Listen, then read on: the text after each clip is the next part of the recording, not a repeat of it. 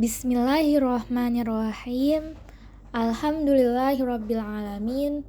Wabihi nasta'in. Wa ala umurid dunya waddin. Wassalatu wassalamu ala ashrafil anbiya wal mursalin. Amma ba'd. Alhamdulillah teman-teman semua, kita diberikan kesempatan dalam pertemuan kali ini, yaitu saya akan mempresentasikan Ulumul Quran untuk melengkapi tugas ujian akhir semester ganjil ini. Perkenalkan, nama saya Ratu Siti Fitria Quadrunada dengan NPM 2311 0508 0102. Dosen pengampu Dr. Kyai Haji Ahmad Alim LC.MA. Program Studi Ilmu Al-Quran dan Tafsir, Fakultas Agama Islam, Universitas Ibnu Khaldun Bogor. Adapun 8 materi yang akan saya sampaikan pada presentasi kali ini, yaitu 1. Isra'iliyat, 2. Qasam fil Quran, 3. Al-Qasas fil Quran, 4. Kaedah pertanyaan dan jawaban dalam Al-Quran, 5. Metode tafsir tahlili, 6. Adab Al-Quran, 7. Tafsir dan cara menjadi mufassir, dan yang terakhir atau yang ke-8 yaitu ilmu munasabat. Baik, kita masuk ke materi yang pertama. Isra'iliyat. Pengertian Isra'iliyat. Arti harfiah dari Israel merupakan cerita-cerita yang kerap kali dibawa oleh orang-orang Yahudi yang masuk Islam. Ini berbeda dari hadits yang dipercaya sebagai ucapan, tindakan, atau diamnya Nabi Muhammad SAW. Secara bahasa, Isra'iliyat asal katanya Israil, merupakan nama lain Nabi Ya'qub bin Ishaq bin Ibrahim alaihissalam. Adapun hukum asalnya Isra'iliyat, tawakuf, menahan diri atau berdiam diri terhadap perkara yang belum diketahui dalilnya, atau terhadap perkara yang tidak dipahaminya, tidak membenarkan dan tidak juga mendustakan. Klasifikasi Isra'iliyat. Ma'bul itu yang riwayatnya sahih. Contohnya seperti kisah seorang pelacur yang memberi minum seekor anjing. Lalu kisah Nabi Daud yang sedang mandi, di belakangnya ada belalang emas, dan Nabi Daud berdoa, berpikir agar tidak tergoda dengan harta. Yang kedua, maskutun itu yang riwayatnya belum diketahui kebenarannya, tidak bertentangan dengan hadits dan akal sehat. Contohnya seperti kisah Barseso, ahli ibadah yang bisa terbang, tidak pernah maksiat, lalu setan menyamar menjadi manusia, lalu ibadah 3 hari 3 malam. Setan menggoda Barseso untuk minum khamar, berzina dan membunuh wanita, lalu ia mati dalam keadaan murtad. Na'udzubillahi min dzalik. Yang ketiga, mardud, itu yang tertolak, yang tidak sesuai dengan syariat Islam, boleh diceritakan dan dibicarakan untuk mengambil ibrah atau pelajaran. Contohnya, kisah kapal atau perahu Nabi Nuh tawaf dan sholat di Maqam Ibrahim. Kisah ini ditolak secara teks dan tidak masuk akal. Dan yang kedua itu menggauli istri dari belakang. Masuk ke materi kedua, yaitu qasam fil Quran, sumpah-sumpah dalam Al-Quran. Jamak dari qasam yang berarti sumpah. Manusia harus bersumpah atas nama Allah. Tetapi kalau Allah bersumpah, itu bebas atas nama zatnya sendiri ataupun atas nama makhluknya. Seperti Quran surah Al-Anbiya, di mana Nabi Ibrahim bersumpah atas nama Allah. Selanjutnya yaitu klasifikasi qasam. Allah bersumpah atas nama zatnya. Tentang kebangkitan orang kafir. Seperti Quran surah At-Taghabun, orang-orang yang kafir mengatakan bahwa mereka sekali-kali tidak akan dibangkitkan. Katakanlah, memang demi Tuhanku, benar-benar kamu akan dibangkitkan. Kemudian akan diberikan kepadamu apa yang telah kamu kerjakan. Yang demikian itu adalah mudah bagi Allah. Quran surah At-Taghabun ayat 7. Dan orang-orang yang kafir berkata, hari berbangkit itu tidak akan datang kepada kami. Katakanlah, pasti datang. Demi Tuhanku yang mengetahui yang gaib, sesungguhnya kiamat itu pasti akan datang kepadamu. Tidak ada tersembunyi daripadanya sebesar zarrah pun, yang ada di langit dan yang ada di bumi. Dan tidak ada pula yang lebih kecil dari itu, dan yang lebih besar, melainkan tersebut dalam kitab yang nyata, yaitu Lauhul Mahfuz. Quran Surah Saba ayat 3. Tentang kebangkitan orang kafir di neraka Jahannam. Quran Surah Maryam ayat 68, yang artinya, demi Tuhanmu, sesungguhnya akan kami bangkitkan mereka bersama syaitan. Kemudian akan kami datangkan kepada mereka ke sekeliling Jahannam dengan berlutut. Orang-orang yang ragu atas kebenaran Allah dan yang ingkar, maka dijawab dengan Al-Quran. Seperti dalam surah Al-Ma'arij ayat 40. Bismillahirrahmanirrahim. Fala uqsimu birabbil masyariqi wal magharibi inna laqadirun. Maka aku bersumpah dengan Tuhan yang memiliki timur dan barat. Sesungguhnya kami benar-benar maha kuasa. Masuk ke materi selanjutnya, yang ketiga, Al-Qasas fil Quran. Dalam Al-Quran dikisahkan orang-orang soleh dan toleh yang bertujuan untuk masa kini atau masa depan sebagai panduan dalam kehidupan. Adapun klasifikasi Al-Qasas fil Quran. 1. Kisah-kisah para nabi dan rasul. Ada yang secara global atau terperinci. 124.000 nabi, 313 rasul, 25 nabi dan rasul dalam Al-Quran. Berbicara tentang dakwah para nabi, bicara tentang mukjizat para nabi dan rasul, mukjizat abadi yaitu Al-Quran, rasul dan nabi ulul azmi, yaitu orang-orang yang punya pendirian teguh dan sabar, seperti yang diterangkan Quran Surah Al-Ahqaf ayat 35. Adapun kisah-kisah orang soleh non-anbiya, yaitu kisah Ashabul Kahfi, kisah Zulkarnain, kisah Luqman, kisah Siti Maryam, dan kisah lainnya. Ada juga kisah-kisah orang toleh, yaitu kisahnya Abu Lahab, paman Nabi, Fir'aun, raja yang zalim, Qorun, yang rakus dengan hartanya, dan kisah lainnya. Ada lagi kisah-kisah tentang peristiwa masa lalu yang terpuji atau tidak terpuji. Seperti kisahnya kaum Nabi Hud alaihissalam. Itu termasuk ke dalam kisah tidak terpuji. Lalu kisah terpujinya itu ada ketika Bani Israel mengucapkan wa inna insya'allahu lamuhtadun. Quran Surah Al-Baqarah ayat 70. Quran Surah Al-Baqarah ayat 70. Untuk mencari sapi betina. Lalu berikutnya itu kisah-kisah yang terjadi di zaman Rasulullah, seperti kehidupan pribadi Nabi, peperangan zaman Nabi, hijrahnya Nabi, peristiwa Isra Mi'raj, dan kisah lainnya. Adapun faidah yang dapat kita petik dari qasam fil Quran, yaitu 1. Untuk kehidupan nyata baik individu, keluarga, dan sosial. 2. Baik sebagai asas dalam dakwah ilahi. 3. Untuk sabat, keteguhan hati. 4. Untuk berubah secara totalitas atau terperinci. 5. Untuk sejarah sebagai figur. 6. Menunjukkan bahwa apa yang dibawa Nabi Muhammad SAW murni dari Allah Subhanahu wa Ta'ala, bukan karangan fiksi, hayalan, atau mitos, tetapi realitas nyata. Masuk ke materi berikutnya, yang keempat, kaidah pertanyaan dan jawaban dalam Al-Quran. Salah satu metode yang diajarkan oleh Allah Subhanahu wa Ta'ala dalam mendidik umat ini adalah metode pertanyaan yang sekaligus dengan jawabannya. Di dalam Al-Quran banyak sekali ayat-ayat tentang pertanyaan, baik sebagai respon atau wahyu terhadap peristiwa yang terjadi di tengah-tengah umat Nabi, yang kemudian dijadikan pelajaran bagi umat masa kini atau mendatang. Ayat yang mengandung pertanyaan dari jawaban yang ada di Al-Quran, salah satu contohnya adalah di surah Al-Baqarah ayat 189, yang mana saat itu Nabi ditanya tentang hilal. Apa makna dan tujuan wujudnya hilal? Maka pertanyaan dan jawaban tentang hilal tersebut diabadikan dalam Al-Quran surah Al-Baqarah ayat 189.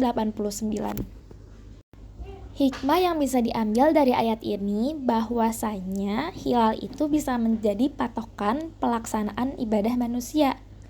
Seperti kapan manusia bisa haji. Dan apa yang dikatakan Nabi tentang jawaban dari pertanyaan tersebut itu adalah murni dari perintah dan wahyu Allah Subhanahu wa taala. Al-Quran adalah sumber dan rujukan dari semua problematika di dunia ini. Dan semua jawaban di dalam Al-Quran itu pasti karena bersumber dari Allah. Dan ini adalah pola atau uslub yang ada dalam Al-Quran. Dan juga pertanyaan yang ada dalam Al-Quran berbentuk dialog antara Allah dan Rasulnya. Contoh pada surah Toha ayat 17 saat Allah bertanya kepada Nabi Musa. Dialog antara Allah dan Nabi Musa, Quran surah Toha ayat 17-18. Wa ma tilka biyaminika ya Musa. Dan apakah yang ada di tangan kananmu, wahai Musa? Kemudian Nabi Musa menjawab, qala hiya 'asai atawakka'u 'alaiha wa ahusyu biha 'ala ghanami wa liya fiha ma'aribu ukhra. Dia, Musa berkata, ini adalah tongkatku, aku bertumpu padanya, dan aku merontokkan daun-daun dengannya untuk makanan kambingku, dan bagiku masih ada lagi manfaat yang lainnya. Pertanyaan dan jawaban dalam Al-Quran itu menandakan bahwa Allah Maha Tahu dan Maha Bijak. Ayat-ayat yang bicara tentang pertanyaan dan jawaban bisa kita jadikan metode untuk mendidik umat sehingga menjadi metode pendidikan yang sangat efektif. Metode tanya jawab juga digunakan oleh Rasulullah. Contohnya, ketika orang musyrik mengajukan pertanyaan kepada beliau tentang berapa Tuhan yang kamu sembah, maka Nabi menjawab, Tuhan yang disembah hanya satu. Kemudian Rasulullah kembali bertanya dengan pertanyaan yang sama. Berapa Tuhan yang kamu sembah? Lalu orang itu menjawab, 7 Tuhan yang aku sembah. Kemudian Rasulullah bertanya kembali, jika 7 yang kamu sembah, maka ketika kamu sakit, mana yang kamu sembah? Orang musyrik itu menjawab, di langit. Rasulullah menjawab, kemudian yang lainnya berada di mana? Orang itu menjawab, 1 di langit, 6 di bumi. Kemudian Rasulullah mengajukan pertanyaan kembali, lalu yang di bumi berada di mana? Lalu orang itu terdiam dan tersadar. Kemudian orang itu masuk Islam dengan pola tanya jawab ini. Karena pola ini mengunggah pikiran yang sehat dan menyadarkan seseorang. Allah bertanya, bukankah aku ini adalah Tuhan bagi kalian? Manusia pun menjawab, benar, kami bersaksi. Pertanyaan ini mengunggah kesaksian manusia karena memang tidak ada Tuhan selain Allah. Ketika orang-orang jahiliyah berdatangan untuk mempersatukan Tuhan yang mereka sembah dengan Tuhan umat Islam, mereka sepakat untuk menyembah Tuhan agama Islam selama 1 tahun. Namun, umat Islam juga harus menyembah Tuhan mereka. Allah langsung menegaskan, katakanlah Muhammad kepada orang-orang kafir, bahwa dalam Islam tidak ada toleransi dalam masalah akidah, dalam arti mencampur adukan iman dengan kekafiran. Tidak ada kompromi. Lakum dinukum waliyadin, bagimu agamamu, bagiku agamaku. Kekafiran tidak bisa dikompromikan dengan keislaman. Ini sebagai sandaran bagi kita semua, bahwa tidak ada campur aduk dalam masalah agama. Pertanyaan muncul di kalangan manusia tentang sesuatu yang sebenarnya pertanyaan itu untuk menggurui Nabi. Bertanya bukan untuk mendapatkan jawaban, tetapi hanya untuk menjatuhkan Nabi. Itulah pekerjaan orang Yahudi. Dan kemudian datanglah Al-Quran, memberikan jawaban, dan justru menjatuhkan mereka sendiri yang bertanya. Tidak ada orang yang bisa mengetahui hakikat ruh. Itu hakikat Allah Ta'ala. Jawaban itu sudah tersedia. Jawaban itu datang dari sisi Allah Ta'ala, bukan dari Nabi. Nabi hanyalah perantara. Dalam Al-Quran juga menceritakan tentang dialog tanya-jawab yang terjadi antara manusia dengan manusia, yang di dalamnya juga ada hikmah atau pelajaran. Contoh, dalam kisah Nabi Yusuf yang berpisah lama dengan keluarganya, sehingga ketika berjumpa mereka sudah asing lagi, karena sudah lama tak jumpa, karena kezaliman saudara-saudaranya Nabi Yusuf. Dicontohkan ketika saudara-saudara Yusuf yang sudah lama tidak berjumpa dengan Yusuf, sehingga mereka seperti asing lagi karena perbuatan saudara-saudaranya sendiri yang dibuang, dijual ke istana, dipenjara karena soal Zulaikha, sampai akhirnya menjadi raja. Singkat cerita, saudara-saudaranya datang ke kerajaan, dan di saat itu rajanya adalah Yusuf. Mereka bertanya-tanya, sepertinya seorang raja ini adalah Yusuf. Lalu mereka bertanya kepada raja itu, "Apakah kamu Yusuf?" Lalu raja menjawab, "Ya, saya Yusuf." Jadi dari sini Allah mengajarkan bahwa pertanyaan itu muncul ketika adanya keraguan. Jadi, jika ada keraguan, maka obatnya adalah bertanya untuk memastikan sesuatu yang kita ragukan dan mendapatkan jawaban. Maka dari itu, ilmu akan dapat jika kita bertanya. Dikatakan dalam kitab Ta'lim Mu'talim bahwa mendapatkan ilmu salah satunya adalah dengan bertanya. Jadi, jika kita ragu ataupun tidak tahu, maka hendaklah bertanya. Jangan didiamkan, karena jadi sebuah was-was. Bahkan ada yang sampai penyakit jiwa karena dihantui oleh keraguan. Keraguan yang bisa membawa kebodohan. Dan kebodohan itu adalah dosa yang terbesar. Banyak orang yang jatuh dalam kesyirikan, kesyubhatan. Jadi induk dari sebuah dosa adalah kebodohan. Di dalam surah Yasin ayat 78 menjelaskan atas keraguan-raguan orang yang tidak percaya Tuhan. Pertanyaan dan jawaban itu menyehatkan suatu logika. Makanya terkadang logika manusia itu buntu karena tertutup oleh kepentingan hawa nafsunya atau sebab kesombongannya yang menolak suatu kebenaran. Disebabkan tertutupnya logika, maka tidak bisa membaca realitas alam. Tidak dapat melihat kekuasaan Allah dalam semesta ini. Kemudian datanglah pertanyaan dan jawaban itu, supaya manusia sadar bahwa betapa banyak orang beriman karena sebuah pertanyaan ataupun jawaban. Islam adalah agama yang realistis, maka tidak ada agama yang kesempurnaannya melebihi kesempurnaan agama Islam. Agama Islam menjawab segala pertanyaan dalam kehidupan. Islam datang membawakan solusi, bukan problem. Karena banyak agama lain yang diciptakan oleh manusia itu membawa sebuah problematika dalam kehidupan, membawa kesesatan di dalamnya. Allah mendatangkan ayat Al-Quran yang begitu indah, berbentuk pertanyaan dan disertai jawaban-jawabannya. Dan semua tanya dan jawab itu sempurna datang dalam Islam. Seorang ateis menganggap bahwa alam semesta ini tercipta dengan sendirinya, bukan diciptakan oleh Tuhan. Namun terkadang sebuah pertanyaan muncul di dalam diri non-Islam. Sebuah pertanyaan yang mengunggah otak manusia untuk mencari jawaban. Seperti sebuah pertanyaan tentang sains matika kehidupan. Dan jawaban tersebut hanya ada pada kitab agama Islam, yaitu Al-Quran. Maka itu membuktikan bahwa pola tanya jawab dalam Al-Quran itu sangat luar biasa. Kita masuk ke materi selanjutnya. Materi yang kelima, tafsir tahlili. Pengertian tahlili. Tahlili diambil dari kata halala yuhalilu tahlilan, yang memiliki arti mengurai atau membuka sesuatu yang tertutup.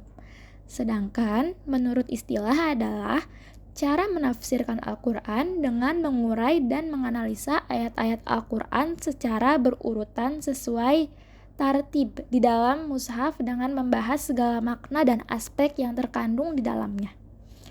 Tidak ada sesuatu pun yang tertutup darinya. Dari sini dapat dipahami bahwa arti kata tahlil berarti membuka sesuatu yang tertutup atau yang terikat, dengan mengikat sesuatu yang berserakan agar tidak terlepas atau tercecer. Langkah-langkah penafsiran yang pada umumnya digunakan yaitu menerangkan maki dan madani di awal surah, menerangkan asbabun nuzul jika ada, menerangkan arti mufrodat atau kosakata, termasuk di dalamnya kajian bahasa yang mencangkup, i'rab dan balaghah, menerangkan unsur-unsur fasohah, bayan, dan i'jaznya, memaparkan kandungan ayat secara umum dan maksudnya, dan yang terakhir, menjelaskan hukum yang dapat digali dari ayat yang dibahas. Adapun ciri-ciri metode tahlili. 1. Korelasi antara ayat atau surah. 2. Menjelaskan sebab-sebab turunnya Al-Quran. 3. Menganalisis lafaz atau mufradat. 4. Memaparkan kandungan ayat serta maksudnya secara umum. 5. Menjelaskan hal-hal yang dapat disimpulkan ayat dari segi hukum, akhlak, dan lain-lain. Keutamaan tafsir tahlili. 1. Mengetahui dengan mudah tafsir surah atau ayat. Karena susunan tertib ayat atau surah mengikuti susunan sesuai yang ada di dalam mushaf. 2. Mengetahui dengan mudah munasabah atau korelasi antara suatu surah atau ayat dengan surah lainnya.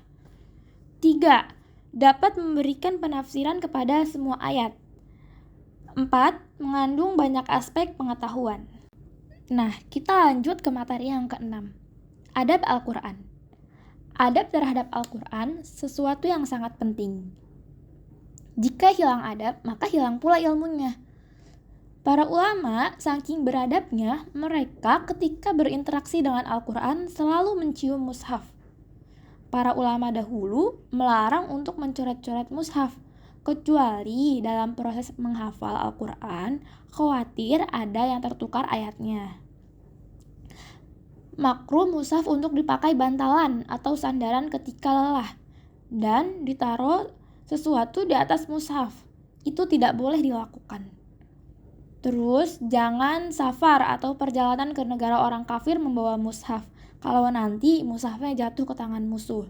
Semisal nih, kita mau pergi ke luar negeri, ke negara di mana yang menganggap Islam itu sebagai sesuatu yang tidak baik gitu, yang mereka benci, sehingga khawatir ketika di imigrasi kita di kopernya tuh diperiksa atau di tas kita diperiksa ada Al-Quran, terus sama mereka dibuang. Nah, itu kita nggak boleh pergi dan membawa mushaf.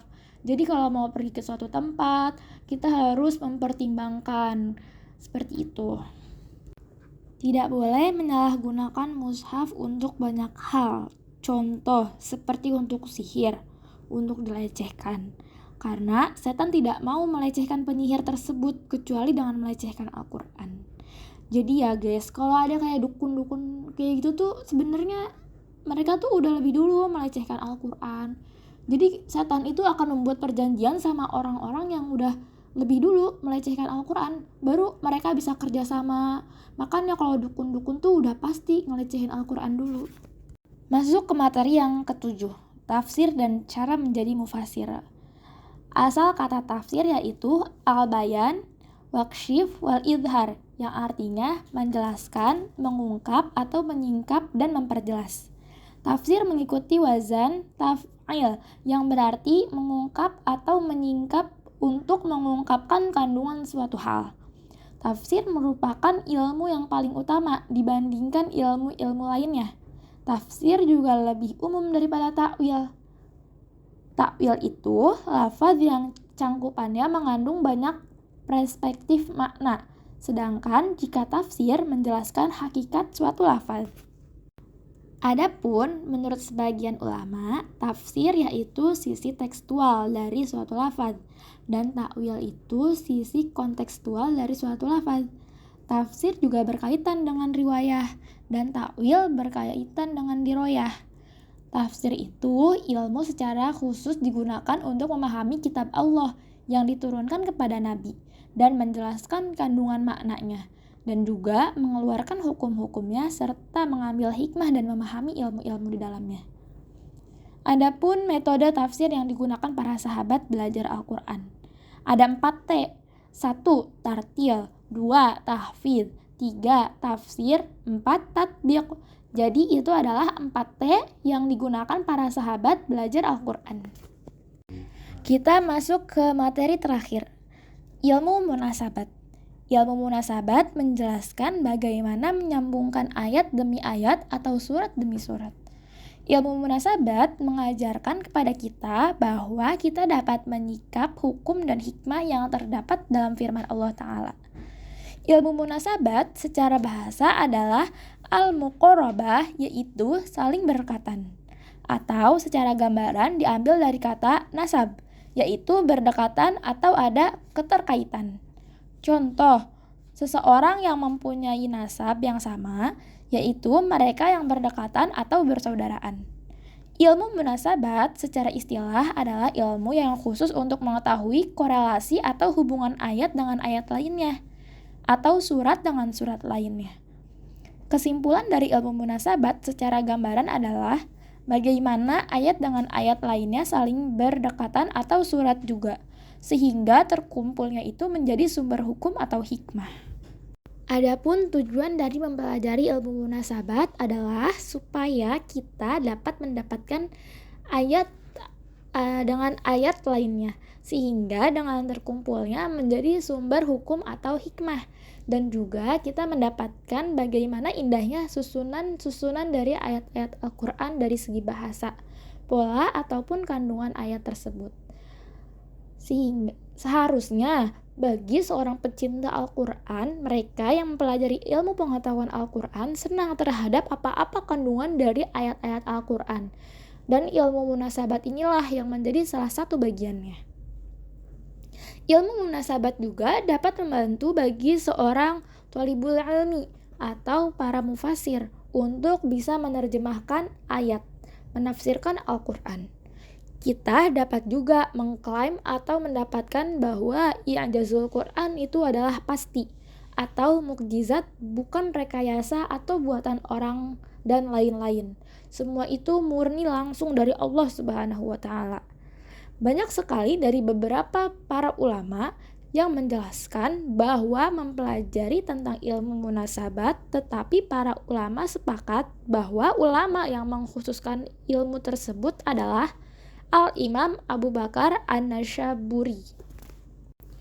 Contoh, Quran Surah Al-Qasas, yang dimana dalam surah tersebut yang terdapat 88 ayat, menjelaskan dan menceritakan di awal surat, menceritakan tentang kisah Nabi Musa alaihissalam, dan pada akhir surat menceritakan tentang kisah Nabi Muhammad SAW.